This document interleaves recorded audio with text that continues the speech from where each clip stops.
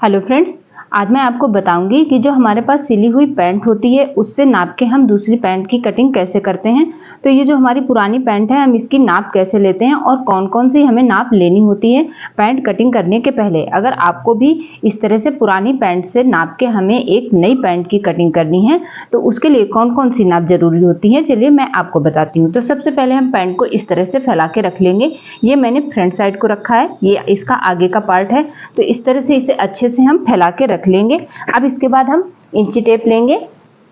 तो इस तरह से ये देखिए हमें बिल्कुल ऊपर से इंची टेप को रखना है, इलास्टिक इसके साथ में हमें ऐड करते हुए इंची टेप को रखना है और नीचे तक बिल्कुल बराबर करते हुए हमें इस तरह से नाप लेना है।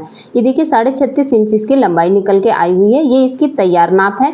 अब जब हम इसकी कटिंग करते हैं तो नीचे की साइड भी हमें 2 इंच बढ़ा लेना है और ऊपर की साइड भी हमें 2 इंच बढ़ा लेना है, क्योंकि नीचे भी हमें 2 इंच फोल्ड करना है और ऊपर भी हमें इलास्टिक के लिए 2 इंच फोल्ड करना होता है। अब इसके बाद हम इसकी मोहरी की नाप करेंगे। तो इस तरह से दोहरा मैंने कपड़ा रख रखा है और इस तरह से दोनों को बराबर मिलाते हुए हमें मोहरी की नाप कर लेनी है। तो ये देखिए बिल्कुल बराबर हमें नापना है। ये 11 इंच हमारी मोहरी तैयार निकल के आ रही है। अब इसके बाद हमें जांघ के लिए नाप लेनी है। तो इस तरह से जहाँ से ये हमारा क्रॉच एरिया वाला ज्वाइंट है वहां से इंची टेप को इस तरह से हमें रखना है और दूसरी साइड तक इस तरह से बराबर रखते हुए हमें नाप लेना है। ये जहाँ से हमारी साइड वाली सिलाई होती है वहां तक हमें नाप लेना है। तो ये देखिए 13.5 इंच इसकी हमारी चौड़ाई निकल कर आई है। इसमें हमें ये ध्यान रखना है कि फ्रंट पार्ट की ही केवल हमें नाप लेनी है, बैक पार्ट का जो कपड़ा आ जाता है उसकी नाप नहीं लेनी है। अब इसके बाद हम अपने क्रॉच एरिया की लंबाई की नाप लेंगे।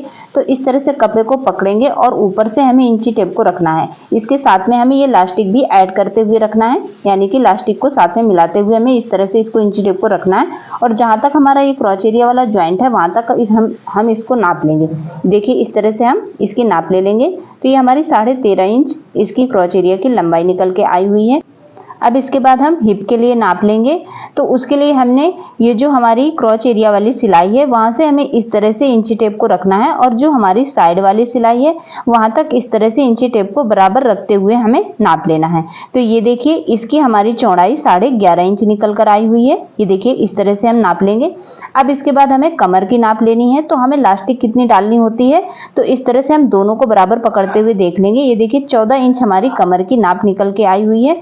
तो इस तरह से हमने प्लाजो पैंट के लिए सारी नाप अपनी ले ली है, जो हमारी नाप लेना जरूरी होता है। और जब हम इसकी कटिंग करते हैं तो उसमें हम अपने अकॉर्डिंग जितना हमें ऐड करना होता है उतना हम ऐड करके काटते हैं। अभी सिर्फ मैंने इस वीडियो में आपको नाप कैसे लेना है ये बताया है। और ये भी हमें ध्यान रखना है कि जब हम कटिंग करते हैं तो हमें फ्रंट पार्ट से बैक पार्ट ऊपर की साइड में 1.5 इंच बढ़ा के लेना होता है, जिससे कि हमारा ये प्लाजो पैंट नीचे की तरफ से खींचता नहीं है और तिरछा होके नहीं भागता है। तो इस तरह से हमने आपको बताया कि प्लाजो पैंट की नाप कैसे ली जाती है और कौन कौन सी नाप ली जाती है। तो आपको ये वीडियो कैसा लगा? अगर जरा सा भी आपके वीडियो हेल्पफुल रहा हो तो प्लीज लाइक कर दें और ऐसी ही वीडियो देखने के लिए चैनल को सब्सक्राइब